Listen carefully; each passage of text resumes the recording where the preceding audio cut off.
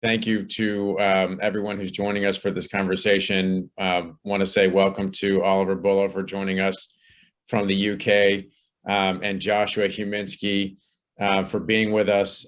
Joshua recently reviewed Oliver's book, Butler to the World, and it's quite an interesting book on a very important topic. On behalf of the Center for the Study of the Presidency and Congress, welcome to this conversation this morning. As many of you may be well aware, having followed the center's work, we have been focused on great powers competition for several years, looking at several competitive aspects between the US and allies, and China and Russia. On various dimensions. We obviously became quite focused on Russian intentions towards Ukraine late last year, and then obviously into this year as they invaded Ukraine.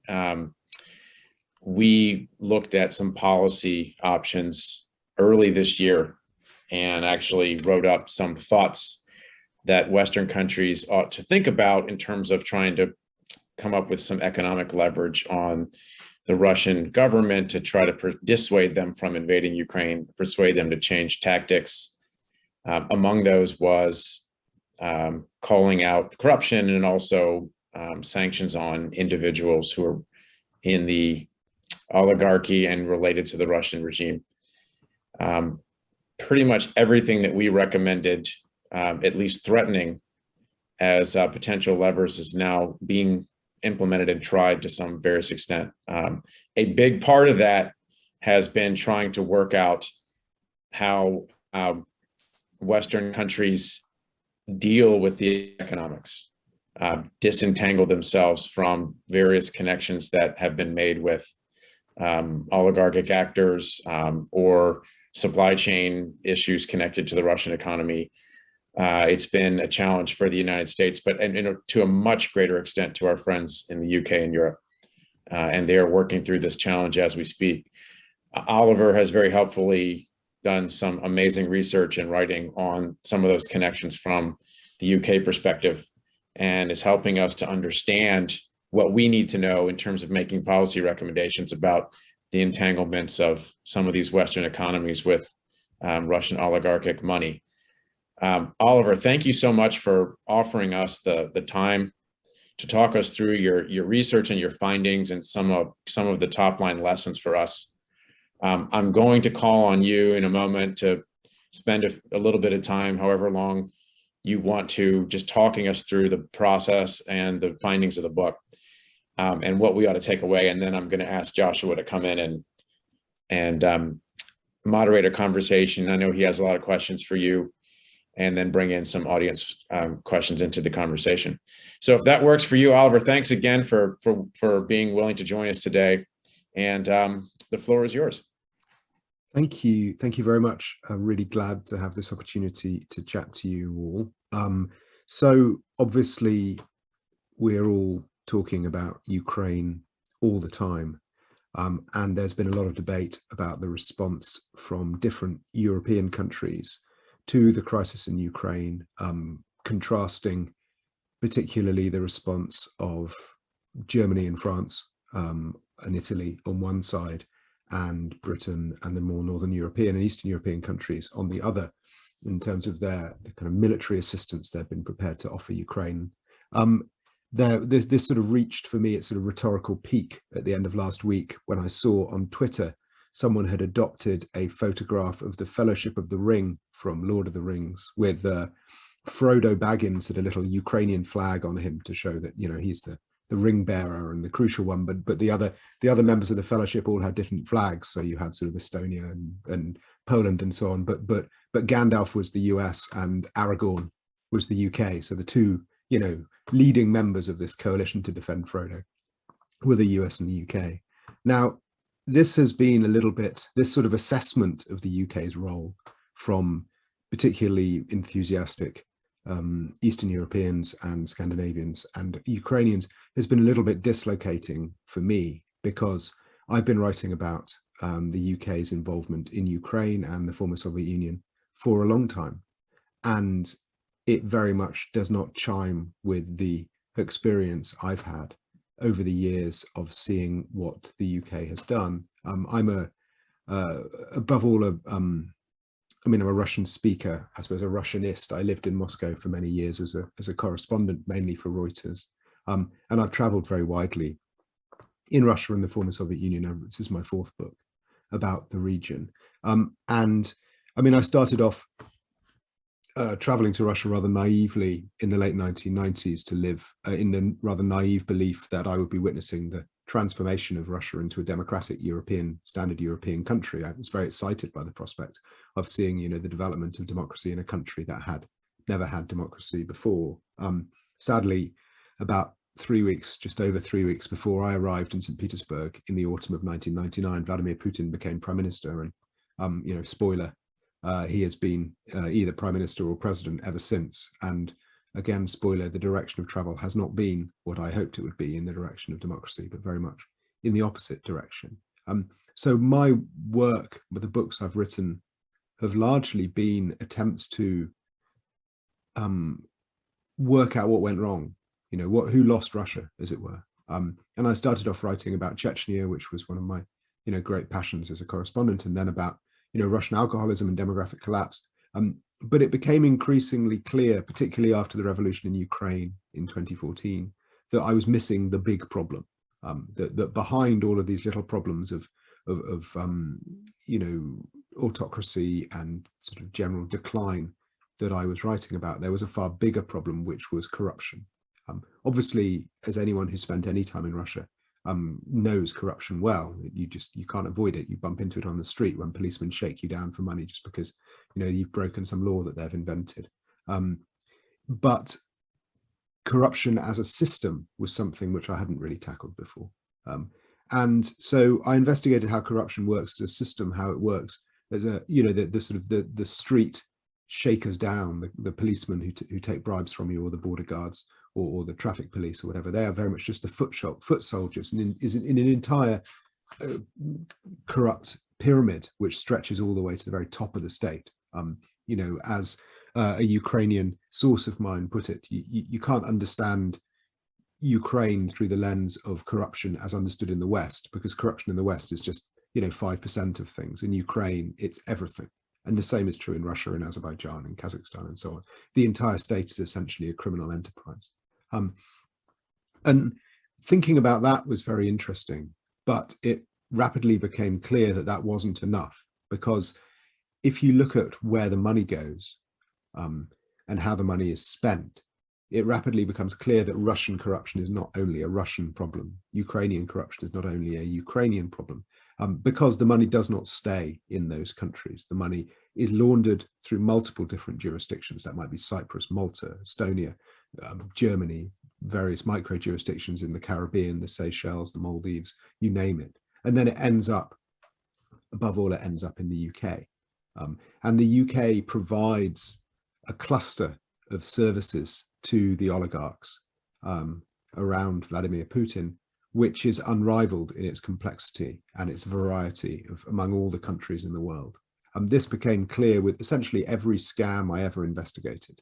It might be a money laundering scheme, it might be a property transaction, or it might be an oil company being stolen and repurposed as someone else's. There was always a British angle. It might just be that a British shell company was used to hide the ownership of a bank account, or it might be that British lawyers managed the corporate restructuring, or it might be that the company was floated on the London Stock Exchange, or that British lawyers were employed to use British defamation law to terrify journalists away from writing about something, or it might be that someone's mistress lives in a flat in London, or his children go to private school in England, or he's given money to an English university or an English art gallery. It doesn't matter. I mean, my most favorite example, sadly, emerged after the book was published in the UK, which was when Alexei Navalny's people exposed that Vladimir Putin was the owner of the Scheherazade, which was up to that point the largest super yacht of unclear ownership in the world. He published a crew manifest, and the crew manifest showed that every single member of the crew worked for the Federal Protection Agency, which is the Russian equivalent of the Secret Service that guards the Kremlin all the members of the crew but one, and that was the captain. And the captain was, of course, British, because they always are. And that is the challenge that I came up against trying to write about this and describe the uniquely central role that Britain has as the provider of corruption services. So Britain is not itself corrupt, but it is the place that allows corrupt people to hide their money, move their money, spend their money, to enjoy their money. And on the principle that people do not steal money if they cannot keep it. Britain's uniquely potent role in allowing people to keep their stolen money means that it is at least partly responsible for the potency of the Russian kleptocracy that has been created. Without these kind of corruption services, then the kleptocracy would never have grown so strong, nor would the oligarchs have grown so rich. And it is kind of extraordinary how rich the oligarchs became. The assessment by the Boston Consulting Group is that the 500 richest people in Russia own more than the bottom 99.8% of the population. You think you have an inequality problem in the United States. It is absolutely nothing compared to what they have in the Russian Federation. And all of those people, as I'm sure you all know well, are people whose wealth is tolerated by Vladimir Putin. They are, as it were, the equivalent of barons in a Tudor court. And Vladimir Putin sits in the center of them, like Henry VIII. They enjoy their wealth at his pleasure. So he can take any share of that wealth that he likes. He can use it to do what he likes with. He can use it to buy weapons, to undermine neighboring countries, to interfere in elections, and so on. Which is to say that Putin's kleptocracy is a product of oligarchs around him. Those oligarchs are as rich as they are, thanks to the services of the City of London. And so this is why I find it confusing to hear about heroically Britain has been helping the Ukrainians with weapons and diplomatic and moral support, because although it is true that Britain has been helping the good guys in Ukraine for the last 3 months, it has been spending the previous 2 decades to help the bad guys. It is, as it were, now selling the medicines to cure a disease which it caused, which is a curious situation to find ourselves in. And I certainly find it odd that it is not more widely recognized. I think the most telling example of and the difference between the US and UK responses to fortunes of ex-Soviet origin is just one I can briefly tell by telling Dmitry Firtash. Many of you will know Dmitry Firtash, Ukrainian gas billionaire, made his particular fortune, or the origins of his fortune, are in being the partner with Gazprom to sell gas to the Ukrainians shortly after the Orange Revolution, when there was a sharp hike in the gas price by the Russians at the end of 2005, the beginning of 2000, which caused a political crisis in Ukraine, the collapse of the government, and the return of Viktor Yanukovych as prime minister. That was where Dmitry Firtash made the beginnings of his fortune, essentially as the business partner of Gazprom, selling expensive gas to his own country, to Ukraine, and caused the democratic coalition that won the Orange Revolution to collapse. And what did he do with that? Well, he brought it to Britain. He set up a British Ukrainian society with many leading members of the establishment, members of the House of Lords on its board. He gave a lot of money to Cambridge University, where he was welcomed into the Guild of Benefactors. By 2011, he was meeting Prince Philip, the Queen's husband, which is extraordinary to think that just 4 years earlier, when Global Witness tried to do a report into his activities, they were unable to even find a photograph of him. Within 4 years, he'd gone from being that anonymous to meeting the husband of the Queen of Great Britain. He bought himself a mansion in West London, just near Harrods, the big legendary department store. He opened trading on the London Stock Exchange. He went into Parliament, where he met the Speaker of Parliament. And when the crisis broke out in Ukraine again over the annexation of Crimea, he was brought in to advise the British Foreign Ministry, the Foreign Office, over what it should do about Putin. It may amaze you to hear that his advice was that the crisis was America's fault and that they shouldn't sanction Vladimir Putin under any circumstances. And even that wasn't quite the limit of his success in the UK, which came in February 2014, when he bought an old tube station from the Ministry of Defence for £53 million It directly adjoined his house, I suspect. He intended to extend laterally into it to make his already very sizable mansion even larger. But sadly for him, just a few days after that, an FBI arrest warrant was unsealed, and he was arrested in Vienna, and where he's been ever since, battling extradition to Chicago to face trial on corruption charges stemming from a titanium deal in India. And that there, I think, is the difference in a nutshell between the approaches of the United States and the United Kingdom towards ex-Soviet oligarchs, the kind of people who have doomed democracy in the former Soviet Union, that faced with exactly the same facts, with a fortune of exactly the same origin, the United Kingdom welcomed it, allowed him to integrate into the British establishment to the extent of meeting senior royalty, whereas the United States went to all the trouble of doing a proper investigation, getting an indictment, and then battling to try and extradite the man for 8 long years. So Britain, as I say, the title of the book is Butler to the World. That is the role it has adopted. It is the place that serves rich people, does what they need, and helps them get away with scrapes, while the United States acts as policeman to the world. It is, I think, something that it would be very helpful for more US policymakers to be aware of, because the more pressure that can be brought to bear from Washington on British politicians, the more that they are likely to stop enabling this rather shameful state of affairs and to start turning Britain around so it starts being more part of the solution and less part of the problem. Thank you very much for listening.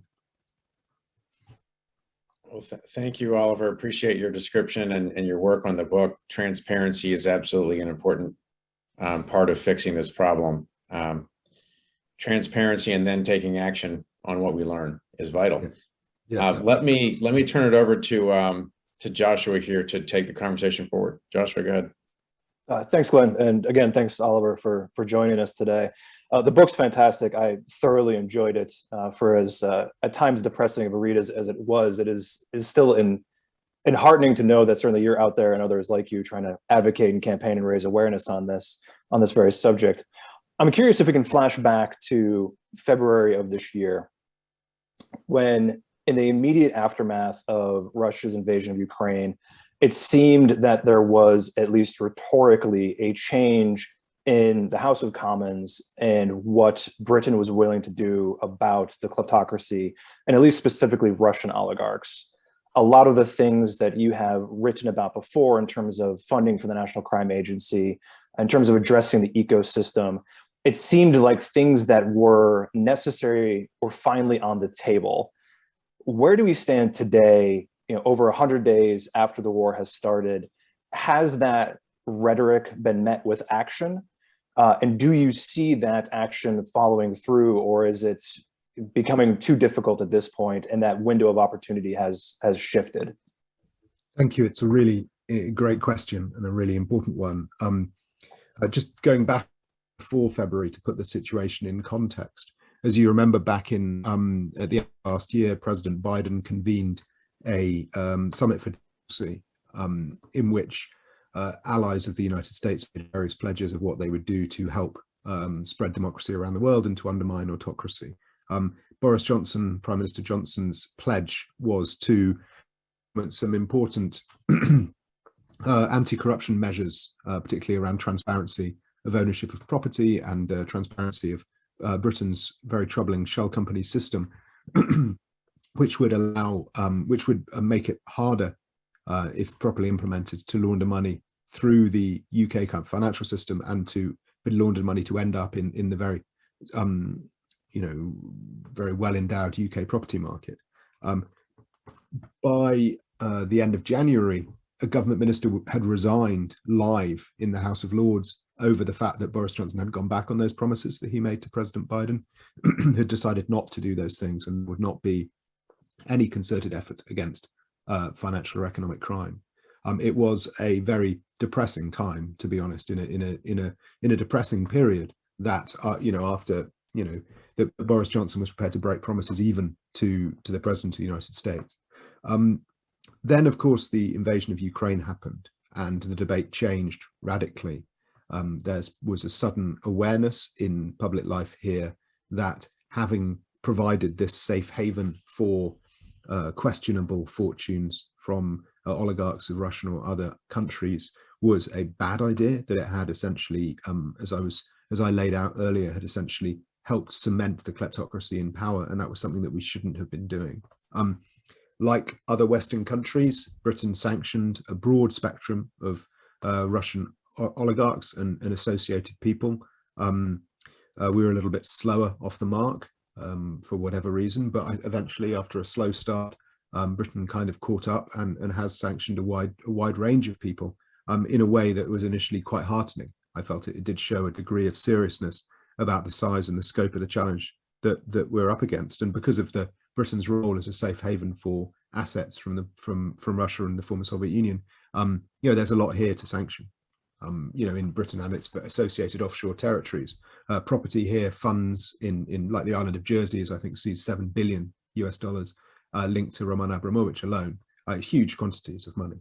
And the government also moved quickly to pass an Economic Crime Act, which imposed transparency on offshore-owned property in London, a major asset class used and preferred by the oligarchs of the world as a final destination for their wealth. A big ritzy house here can set you back £100 million, and that's a very sizable and useful asset for someone with money to spend and burning a hole in their pocket.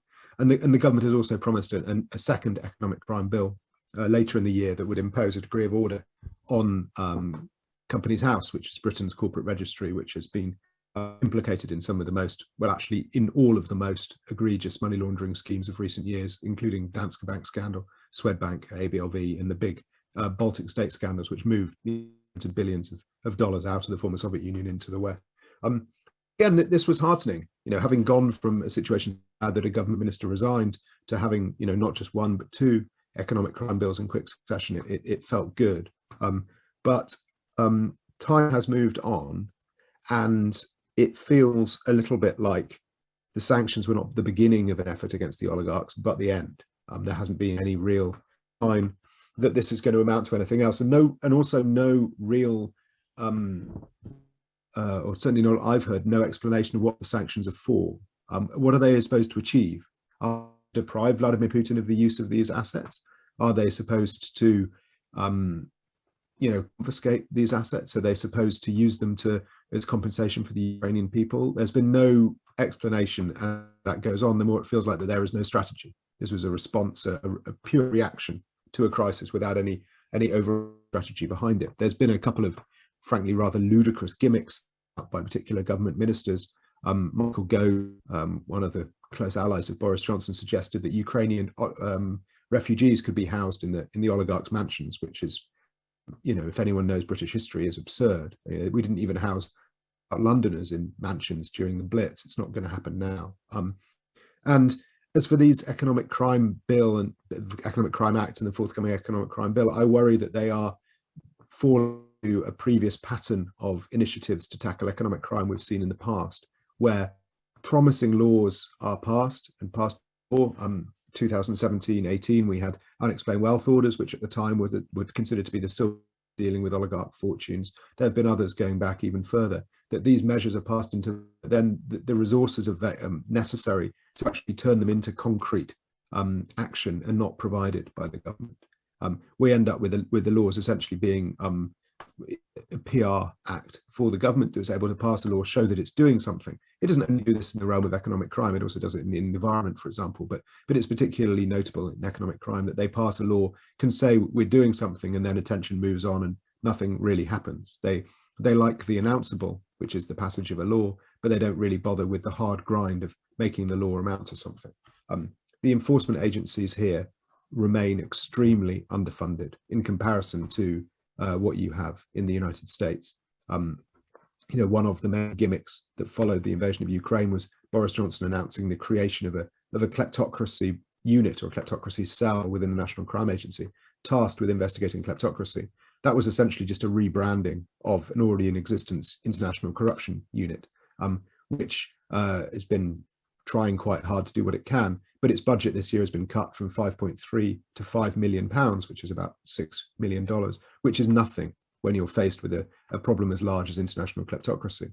And just putting a different name on the door, calling it the kleptocracy unit, isn't going to help with that particular problem. The same is true of the lower down police agencies, the Metropolitan Police, the City of London Police. Again, very, very few resources for tackling financial, economic crime. Same is true of the Serious Fraud Office. So, we have a situation where the laws look good and the government says the right things and has sanctioned the right people. But in terms of trying to have the investigative or the enforcement muscle to use those laws to actually achieve some kind of meaningful change, that is something which the government has not committed to do, and I've seen no sign that it's planning to commit to do so.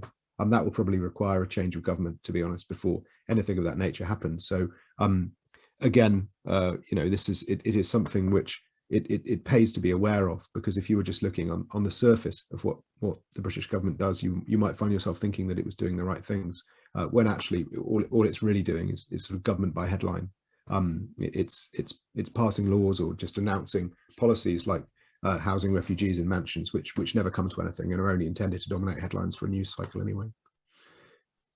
It's interesting because you referenced several times in the conversation about sort of the London property market and the legal system, the other aspects of the Butler cadre that the oligarchs and other kleptocrats take advantage of. What was striking in probably halfway through the outset of the war was there was a member of the House of Commons stood up and named and shamed some barristers, I believe, for their support of enabling the Russian oligarchs to either reputational laundering. I may be mistaken on that one. I'm curious what you think is necessary, or if it is even possible, to address the ecosystem that exists within the United Kingdom, because there seems to be so many individuals and organizations that benefit from this largesse that it seems institutionally predisposed to resisting any sort of effort to clamp down on the inflows of this money. I mean, you need to go, look at Bond Street and all the wonderful, the high streets of London of just it's Cartier and Tiffany's and all these very high-end jewelers and places that just price the average Londoner out, let alone anybody else. And do you see any initiative to even attempt to address that sort of ecosystem? Yeah, it's a really interesting point. Interestingly, in the last couple of months, for reasons that I don't need to go into, engaged in a series of conversations with a lawyer who at one point acted for an oligarch to destroy a film I was trying to make, in fact, that I had made, by threatening these kind of lawsuits, these endless lawsuits. We had to back down and we never screened the film. Having conversations with her has, however, been extremely enlightening into the motivations of these, the enablers, kind of, the butlers who serve the interests.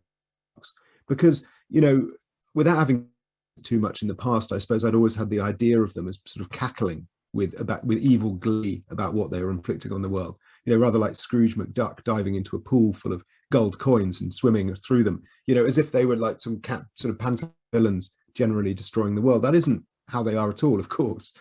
They consider doing their best by their clients, that they are using the law to do what they can, and so on. And the more I think about it, the more I think that isn't a bad thing.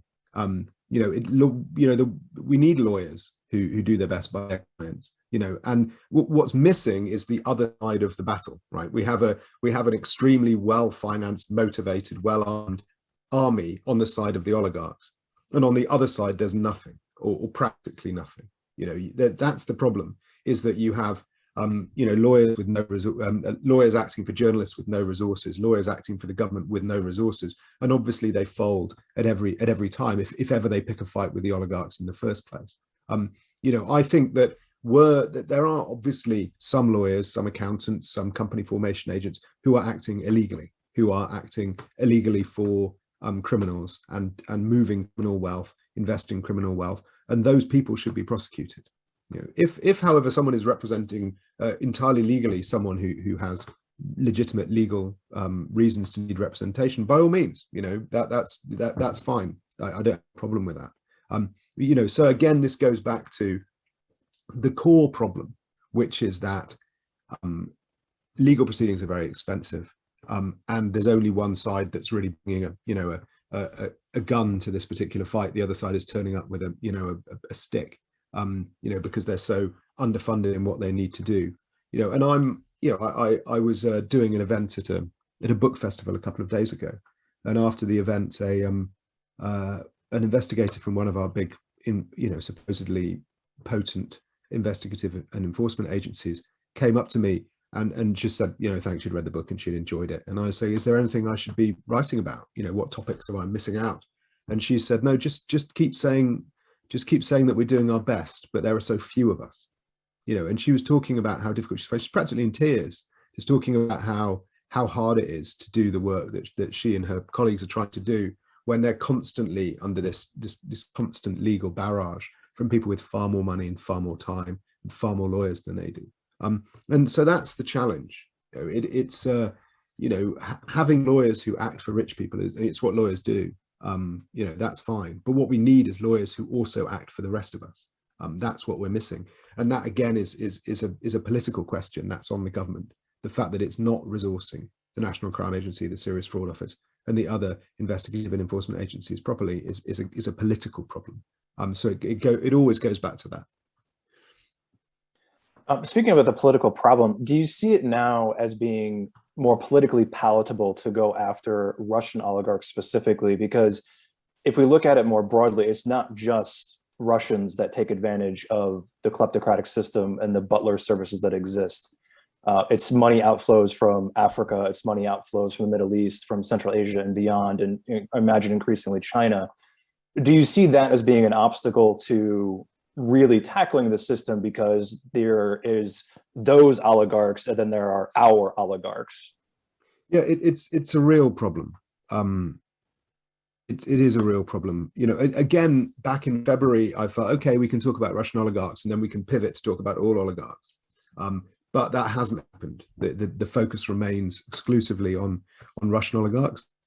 As you say, Chinese money, floods into the city to a greater extent than Russian money does, far greater extent. If you look at any statistics for applicants for golden visas, nationality of children at elite English private schools, just investment in property, there's far more of it comes from China, elsewhere in the Far East, than comes from Russia. But we talk about the Russians because Putin is a spectacular villain that he has our attention all the time. And there's also very large quantities comes from the countries of particularly Kazakhstan, but also Azerbaijan, from Ukraine, of course, from sub-Saharan Africa, from Nigeria, Angola, and from the countries of South America as well. All kleptocratic wealth likes to come to London because it's well protected here. And there was this remarkable example of how it's protected that I saw when Oleg Deripaska, the Russians, had been sanctioned, and he owns a number of properties in London, or his family owns a number of properties in London, one of which is a very comfortable mansion on Belgrave Square in the heart of fashionable West London. And four broke into the house and decided to occupy it, but put some banners up saying, "You occupy Ukraine, we occupy your house." And they were very mild-mannered anarchists by the standards of anarchists. And all they were doing when I turned up was sitting on the balcony, dangling their feet over the edge. And the police were there in large numbers. There must have been 30 police officers with very specialist equipment and particular cranes to try and get them. And the police would erect their crane and would go along in their special equipment. Anarchists would just shuffle down the balcony so they couldn't reach them anymore. And then everyone would have to start again, and this farcical process just continued. And it was quite funny to watch, and they were entertaining people, singing songs, and it was raining because it's London. But what I couldn't stop thinking while I watched it was that there were 30 police officers who had responded to these four cheerful, chirpy anarchists having gone to sit on a rich person's balcony, which was probably 30 more police officers than had ever paid any attention to that house before. There are, Oleg Deripaska, he's never been convicted of any crimes, but he'd been sanctioned before by the United States. He is someone who clearly has come to the attention of Western governments because of his close connections to the Kremlin and because of how he made his fortune. And yet, no police agency had been bothered about the origin of the money that bought this and other houses in London. No one had ever thought to see if they should stop him coming here. On the contrary, leading British politicians have gone and accepted hospitality on his yacht, and been very friendly with him in the past. So in a way that encapsulates the appeal of London, in that your wealth is not going to be investigated. You can bring it here, it's not going to be investigated. But if, having brought it here, it comes under any kind of threat from anyone, even if it's for raggle-taggle Eastern European anarchists, then you know the Metropolitan Police will respond with all of their fury. And that's the key point, really, that, you know, we have this wonderful combination of very, very poor enforcement capabilities, but also very, very strong property rights. And that's a very attractive combination for anyone with money. What's interesting is there's so much attention given to the city of London and, you know, Belgrave and Knightsbridge and Mayfair. But in your book, what I found particularly interesting is the extent to which the overseas territories of the United Kingdom play a role in enabling different parts of the offshore economy, but the kleptocracy, excuse me, writ large. And I'm curious if you could talk a little bit about a few of the examples you bring up in the book. I mean, Gibraltar and the gambling I thought was particularly interesting, but then also the British Virgin Islands, for example, as well, if you could speak to that. Yeah, so obviously the British Empire used to be very large, and then, you know, the different colonies became independent over a, you know, extended period of time from not including the United States, obviously, which became independent a lot earlier, but other colonies became independent obviously from the 1940s up to the 1990s, and, you know, there was a sort of pathway that colonies went on to become independent. You know, and they gradually gained more self-government until eventually they became independent. But certain places were, you know, essentially too remote, too poor, too sparsely populated to really have any possibility of being independent countries. And it wasn't really clear what was going on with them. There was never really any discussion. They were just sort of processed along this same pathway like everyone else. And those places have kind of stopped way down the pathway towards being independent. They're still British, but not very British. They have their own parliaments, their own laws, but they also still have, you know, lawyers, the protection of, you know, the British courts, the British Navy, and so on. And these have become these amazing nodes of the offshore economy, like offshore to offshore. London is already a huge centre of offshore trading, and then places are offshore to that London. They're almost offshore squared.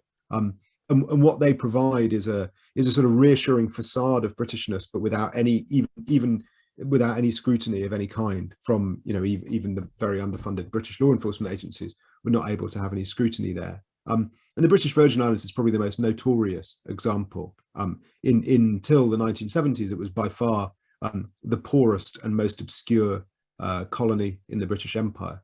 But beginning from the late 1970s, in a partnership between a local law firm and a New York law firm, they realized that there was a useful treaty with the United States that meant if money was routed via the British Virgin Islands on its way in and out of the United States, then tax rates were cut to almost nothing, which was obviously very attractive for everyone involved. Now, that treaty didn't last. Obviously, the US government banged it on the head in the early 1980s. The BVI by that point was very keen on the shell company game, and so they passed a law which essentially allowed this same been done on the US to be extended to everywhere else in the world. And although by that point the, you know, US buyers were pretty thin on the ground, they managed to find an extremely decent supply of customers in China. Chinese business people structured a lot of their assets in the Virgin Islands to avoid scrutiny and taxes. The drug cartels from Latin America did the same. For similar reasons. Politicians from Sub-Saharan Africa, Nigeria, Angola, so on, all of the big oil-producing states would move their money via BVI companies in order to avoid scrutiny and taxes. And it became essentially a black hole in the global economy.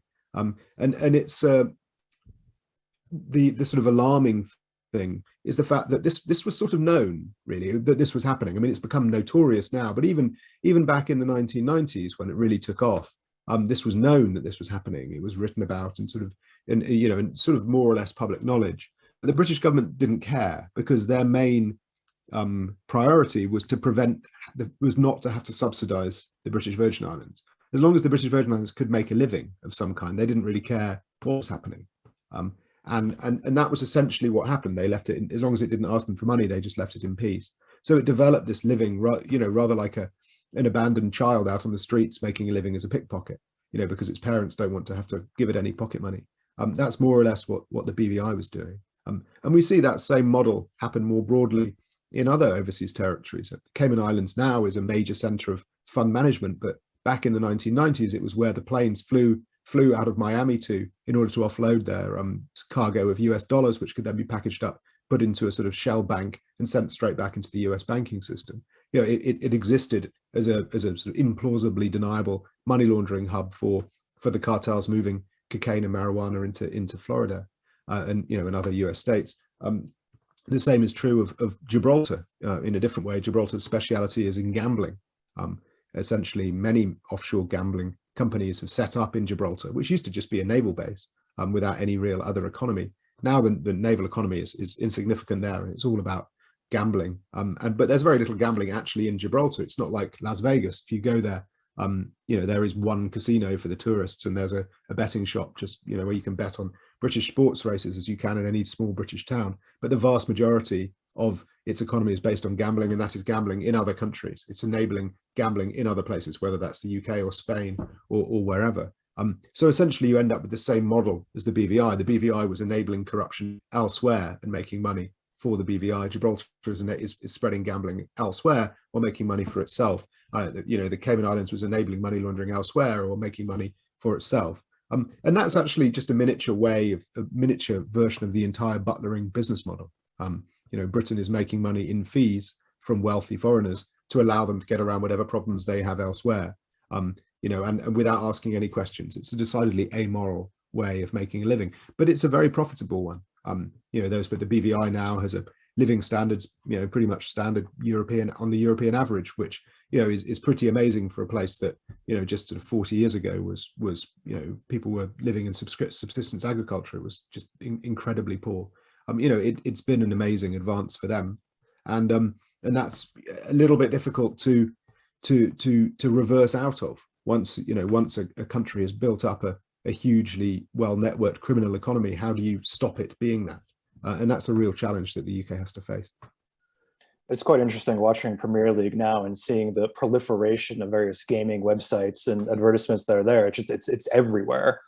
Absolutely. I mean, and what's extraordinary is that when I was a kid, there was no advertising for gambling. Gambling was extremely tightly regulated. It existed, but it was very, very tightly regulated.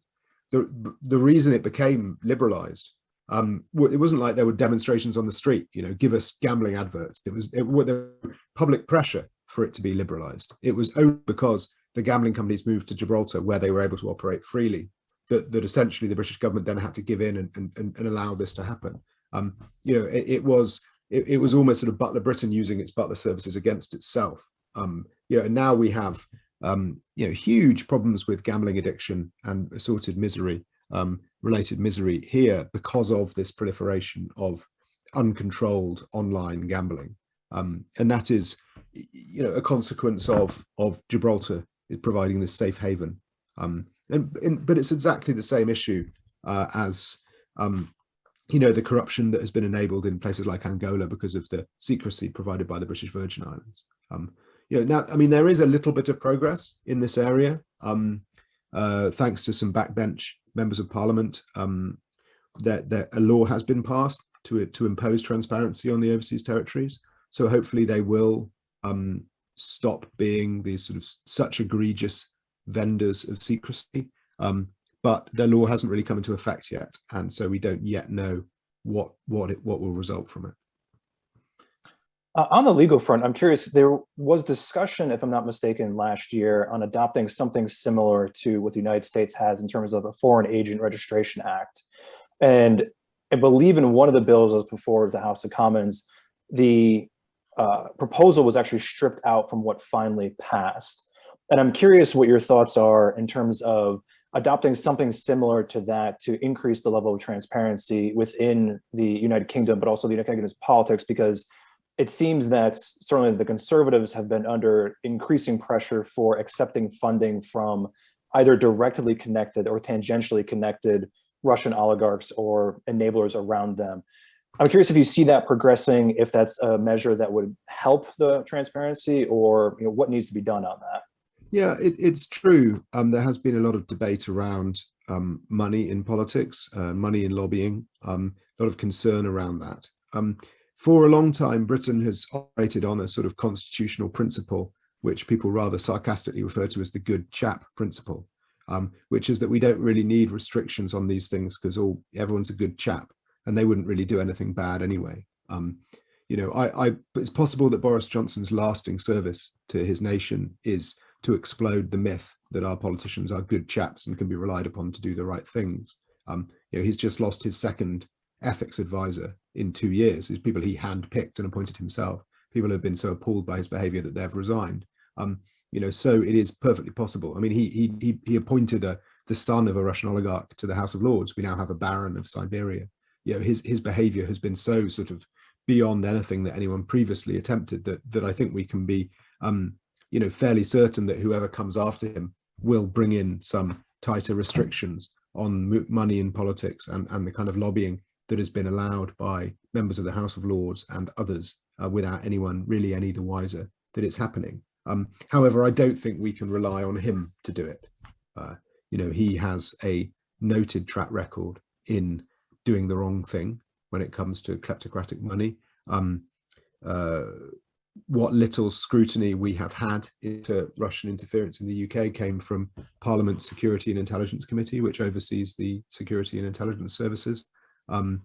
It produced a report, a lot of it which was redacted, but it was still a valuable report, which was due in 2019. Boris Johnson sat on it, prevented it being published. And then it was only published after the election. And when it finally was published, he said that it was just an attempt to delegitimize Brexit and ignored any of its recommendations. He refused to take any of it on board. It was particularly unfortunate. It was a very good report. I mean, it had some good recommendations, and it was really nothing to do with Brexit. He mentioned Brexit twice in a really quite a long report. So, I mean, he was being, well, disingenuous at best and just straightforwardly untruthful at worst. But that's very much how he rolls. He bounces from one day to the next without any real long-term involvement and commitment in you know, solving problems of corruption. Who is good and who I think we can probably credit with a lot of what the British government has done to help Ukraine is the Defence Secretary Ben Wallace, who has been impressive consistently. Even before he was Defence Secretary, he was a security minister and also was very aware of the danger posed to Britain and the West more broadly, but by illicit finance, and took a number of quite good steps to try and stop it. And there are other members of Parliament on the Conservative benches who get this problem, who understand it. This isn't a party political issue. It isn't like you have, you know, one side of the House determined to crack down on illicit finance and the other one that isn't. On the Conservative benches, the chairman of the Foreign Affairs Committee, Tom Tugendhat, is very good on this issue. He's well aware of the threat posed by Vladimir Putin to the West.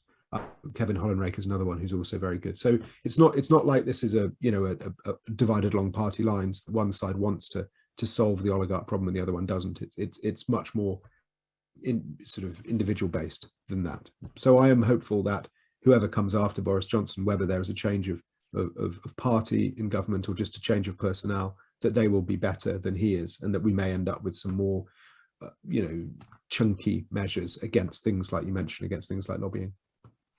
It's impressive that we made it three quarters of the way through the conversation over the course of the hour, and we finally just got to mentioning Brexit.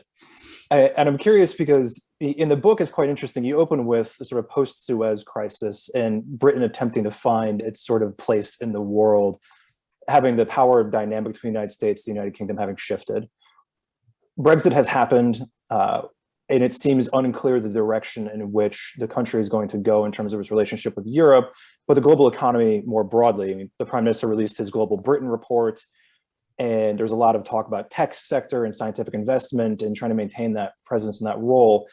Do you see a risk in the pursuit of, I think one commentator called it a Singapore on the Thames, an increasing liberalization of financial regulation to make Britain more attractive in a post-Brexit world that could potentially undermine these efforts for transparency? What direction do you see that going in, and what hopes are there for the future? Yeah, there are definite risks, particularly with some of the more extreme government ministers at the moment, people like Jacob Rees-Mogg, who are determined to cut down on regulations and so on. But I'm an optimist. I think it's better to be. I heard someone say that the problem with being a pessimist is that even when you win, you lose. So I try and be an optimist, and I think there are opportunities in Brexit as well. The European Union has some very significant financial crime problems itself. A large number of its members do almost nothing to enforce or investigate financial crime either. So not being part of that does give the UK a degree of freedom to gold plate its measures in a way that it might not be able to do were it part of the European Union. So I'm hopeful that when we get a new prime minister, when things settle down, we get a more constructive relationship with the EU and a more stable politics, that there will be a realization that kleptocracy and corruption underlie all of the major challenges that all Western countries face at the moment. I mean, that might be the security challenge posed by, Vladimir Putin or China or other, kleptocratic states. That might be the challenge posed by climate change and the difficulty of tackling it when, states are weak and falling apart. That might be the challenge posed by migration from, collapsing countries in the Middle East or Africa, which are, causing all sorts of political problems. That might be the problems of inequality or so on. All of these things, for all of these problems, corruption and kleptocracy are essentially a force multiplier. There has been a long-term political challenge that corruption has always been, as one politician put it to me, everyone's fourth priority. And no one ever gets to their fourth priority. So the three above it might be different, but no one ever gets to number four. But I'm hopeful that there will be an increasing realization that corruption is actually a part of all of the other problems. And if we reduce space for financial crime, then we won't only end sort of fraud at home, we'd also end kleptocracy overseas. We would help to spread democracy because we would give more space for Democrats to operate in, which secure the integrity of our and stability of our own political systems. So no, I am hopeful that whoever comes after Boris Johnson will take this problem more seriously, and Brexit doesn't have to hold the UK back on that. In fact, it could be a good thing. It's interesting that you mentioned the prioritization aspect, because the United States, I believe it was the end of last year, designated corruption as a national security priority. The Biden administration did. And I'm curious if in the last few minutes we have here, one of the things you mentioned earlier in the conversation was that the best thing the United States could do would to be increasing pressure on the British government to act on the kleptocracy. And stepping it back with that, if you had three things that you would recommend to President Biden and this Congress to address this issue more broadly, but also as it relates to the United Kingdom, what would those three recommendations or requests be? Yeah, I think it's a really important point. I mean, one of the reasons why Britain specifically has been able to act as, the butler to the world for a long time is the fact that Britain is so important in other respects. It's an important military ally, an intelligence ally, an economic partner, and so on. That essentially there are many things, many parts of the relationship that no one wants to upset. So everyone sort of allows this bit to continue. It's like having a friend with one particularly bad habit who's lovely in all the other way. And so I do think that the Biden administration's recognition of corruption as a national security priority helped to slightly reset that calculation, helped to make people think through a slightly different lens. If corruption is a national security priority, then Britain becomes more of a problem and less of a friend, in a very helpful way for those of us in the UK who'd like to stop us being in this particular industry. So as to answer your question, what would I like to see from the US? The announcements by well-connected people in Washington, whether they are or aren't in the administration, always land very loudly in London. People here are very concerned about the opinion of people in Washington. There have been, think tank reports in Washington that have just said, one or two sentences of perfectly obvious content about the role of London as a major centre for money laundering and so on, which have caused, a political storm here. So the more of that, the better. Really, the more that London is called out for what it is, which is, the global centre for criminal money and kleptocratic money, the more that that's just announced as an obvious fact of life, the better, because that will shame politicians here to act. They can no longer, claim that no one knows they're doing the wrong thing because it would have been announced in Washington. And that follows through to other fora as well. If it's made a priority at the G7, it's made a priority at the G20, it's made a priority at the next summit for democracy, then you end up with the same situation whereby, you know, there's nowhere to hide. It becomes embarrassing, and it's something has to be done. So, I mean, that's important. And also, just for the US to continue with its own reforms, you know, as you're aware that, you know, the US has its own issues with opaque shell companies in many states, and, you know, whether that's Nevada or Delaware or wherever. And, you know, there are obviously, as you know, with, you know, corporate transparency measures in train to address that problem, and, you know, and that's the structures of that are being worked out. The more that can be done, the more Britain becomes an outlier, becomes somewhere where the only place with big problems. So the more the US can do to solve its own issues, the more that Britain is left sort of, you know, on its own and needs to hurry to catch up. So that is really good as well. I mean, it's more or less. I mean, I've been very impressed by this White House's approach to financial crime and kleptocracy. It's been really good to see. You know, it's not just been rhetorical, but also with resourcing and with, you know, staffing, and that's something that I like to see more of. Well, I want to thank you very much for joining us today and for an absolutely fantastic conversation. I absolutely love the book. I very much recommend it to everybody. And I want to flip it over to Representative Nye to close out the conversation. Joshua, thank you for leading the discussion today. Oliver, thank you so much, both for joining us and sharing your valuable time, but also for doing the work, the research and writing the book and making these things more transparent and digestible, so that people in positions like ours at think tanks can kind of raise the level of this issue and try to keep it, as you suggested, on the front burner.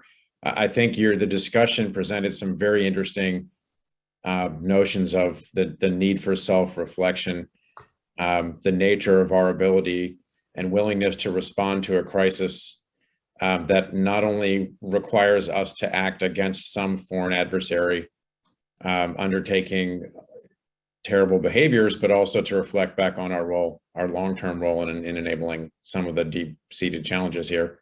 There is both a necessity to, as you described, kind of get better at the crisis response and make it more discreet and productive, but also to look long-term and ask ourselves, how can we prevent this kind of thing from happening in the future? We have all the data in front of us. We know what's happening. It's the question of maintaining will over time to root out some of these underlying corruptions and act and ensure that our governments are being more helpful in solving the problem and not overlooking things. So I really appreciate, Oliver, you bringing this all to our attention. I know our audience was very interested to take part and hope that we will all take up the charge to continue to raise this issue and raise the level of importance and focus on it, so we can hopefully avoid making the same mistakes again. I think, if I can borrow some language from Churchill, that generally speaking, Western democracies can be counted on to do the right thing over time and after exhausting many other pathways and options. I hope that's the case, but it's our job to ensure that that happens. So, Oliver, thank you so much for raising this issue and keeping everybody focused on it. And thank you for being with us. Thank you very much for your hospitality. It's much appreciated. And thank you to our participants for joining us. Look forward to seeing you all soon. Take care.